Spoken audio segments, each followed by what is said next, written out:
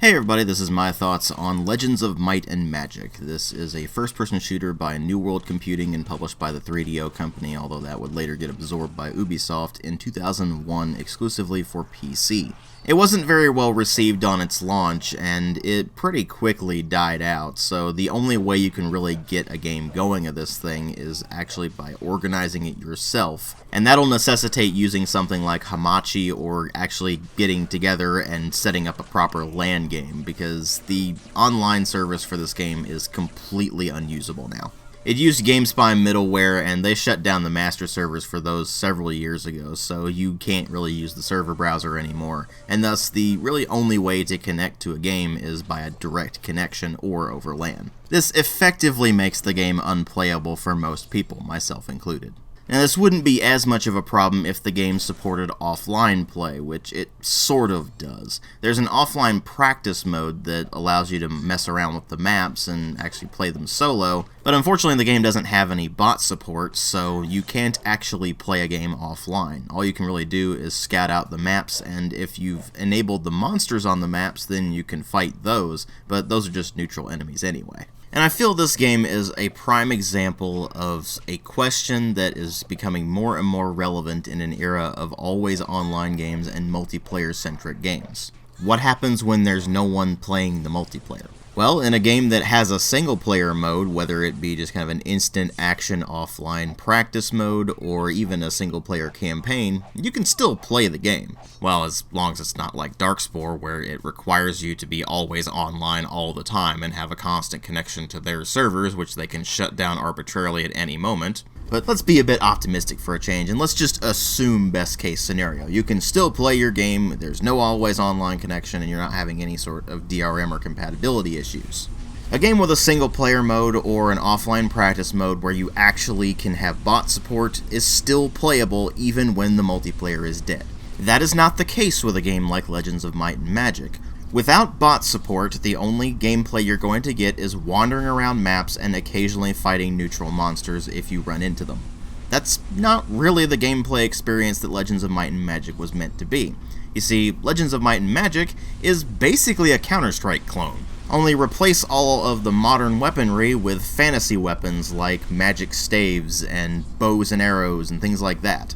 When you hop into a match, you pick either good or evil, and you have a selection of one of 3 different classes, each of which has their own selection of weapons and armor that you can choose from. Although it's the same pool of weapons and armor, so some of them just have access to more might weapons, some of them have access to more magic weapons, and some of them have access to heavier armor. And the idea there is that you earn gold by either killing the monsters or the various neutral characters that show up on the maps, or you earn them by taking out enemies or completing objectives, and you can use that gold to purchase new equipment.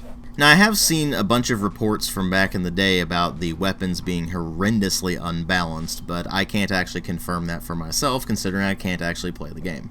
About the best I can manage there is attacking neutral characters or the monsters scattered around the maps, and it never seems like anything that I am using does more damage than what you start with. I'm not sure why that's the case, but it was certainly pretty annoying when I was messing around with things and trying to get an idea for how the game used to play. In addition to the buy system, there are 4 gameplay modes, one of which is basically one flag capture the flag, only it's called Sword in the Stone.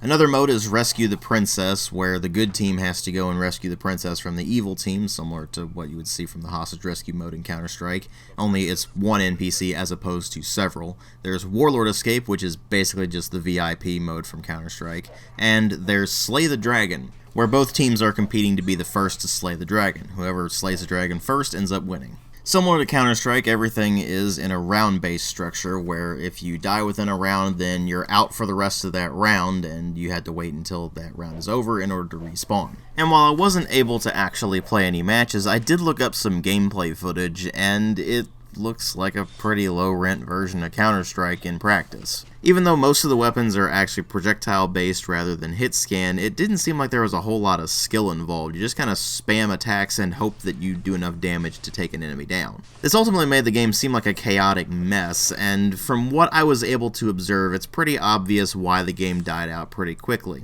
Now again, I cannot confirm or deny whether or not that was the case on my own experiences. I can only go off of what I was observing from gameplay footage, because at this point I can't actually organize a game. And to be perfectly honest, I'm not sure I even know anyone who has a copy of Legends of Might and Magic. Most of the time when I bring it up in conversation, nobody seems to know what I'm talking about. And look, even if the game is garbage, and even if it is just a crappy clone of Counter-Strike, it doesn't deserve to be completely forgotten. It's the prime example of a game that was released right around the turn of the millennium, where you had these big pushes towards multiplayer-only games because that was seen as the future. But back then, game developers didn't think in terms of longevity. They didn't think in terms of bringing new players into their game after the game launched. All they cared about was putting the game out there, getting that large number of sales, and then moving on to the next project. The thing is that generally games were limited by people's internet connections back then, because right around the turn of the millennium, most people were still on 56K modems. So even in multiplayer-centric games, single-player campaigns, or at least offline practice modes that allowed bots, were generally considered to be the standard. But broadband internet was on the rise back then, and that's why you saw this big push towards multiplayer-centric games, because it was becoming a lot more viable. But that doesn't change the fact that without any sort of real offline mode, there's really no way to play Legends of Might and Magic anymore unless you get a bunch of people together, each with their own copies of the game, and you organize a specific game of it.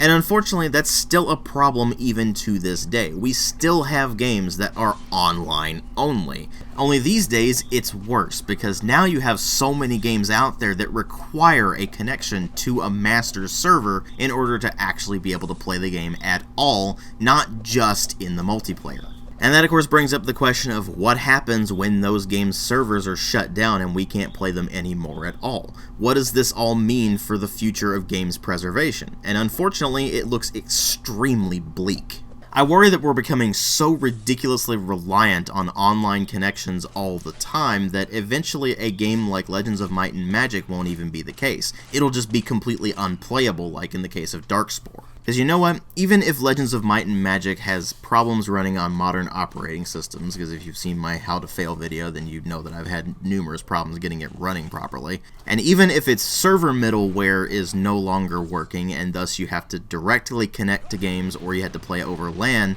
at least you can still play it over LAN. At least you can still directly connect to a server. In the case of a game like, say, Star Wars Battlefront 2015, or numerous recent Call of Duty games which all go through Steam, what happens when their online services shut down? Well, they'll be dead for good.